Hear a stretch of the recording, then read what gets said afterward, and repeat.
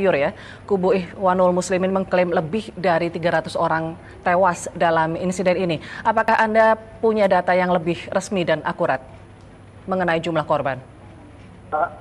Masalah jumlah korban ini memang paling sulit ya, masih simpang siur. Menurut salah satu Ikhwanul Muslimin Muhammad Batagi, bahwa yang tewas sampai sekarang sudah mencapai 100, ribuan yang luka-luka.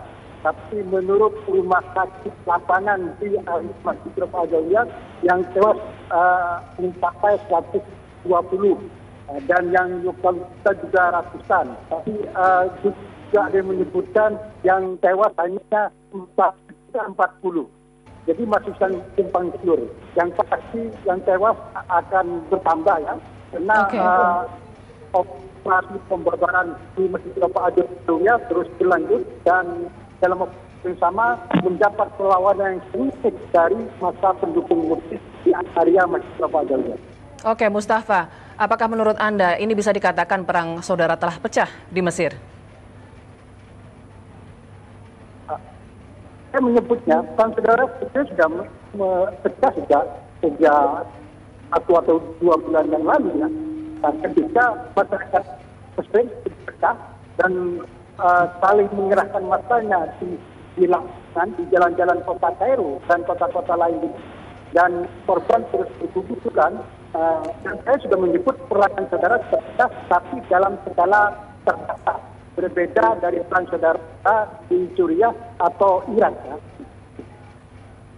Iya, baik Mustafa. Sebagai wartawan yang selama ini bertugas di Mesir, bagaimana Anda memprediksi masa depan Mesir ke depan?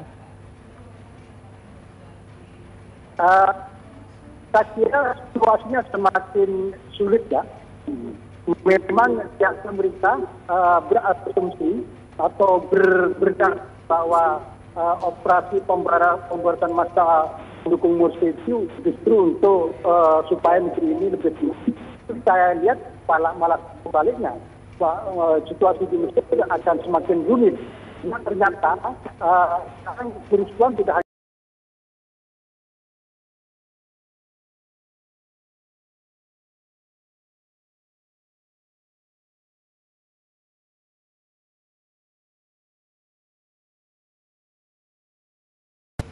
Keinformasi pertama, saudara, tentara dan polisi Mesir mulai melancarkan serangan terhadap pendukung Presiden terguling Muhammad Mursi. Ratusan orang diperkirakan tewas saat militer menggunakan peralatan tempur untuk membubarkan perkemahan pendukung Mursi. Apakah ini berarti Mesir diambang perang saudara? Kepulan asap hitam menjadi pemandangan yang mencekam di langit Mesir, menyusul pembubaran perkemahan para pendukung Mursi oleh pihak militer. Kemah-kemah dibakar, tank militer dan bulldozer dikerahkan untuk membersihkan area perkemahan yang menjadi tempat bertahannya Ikhwanul Muslimin pendukung Mursi. Kubu pro Mursi memberikan perlawanan, bentrokan pun terjadi. Militer menggunakan gas air mata untuk memukul mundur kubu sang mantan presiden. Sampai berita ini dibuat, kubu pendukung Mursi menyatakan ratusan orang telah tewas dalam insiden ini.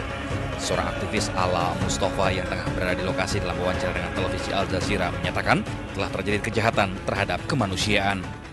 There is heavy use of bulldozers and heavy weapons against the peaceful sit-in people.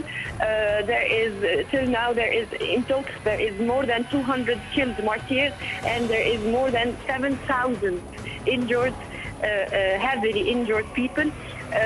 From the killed and blessed people, they are children and babies in the injured.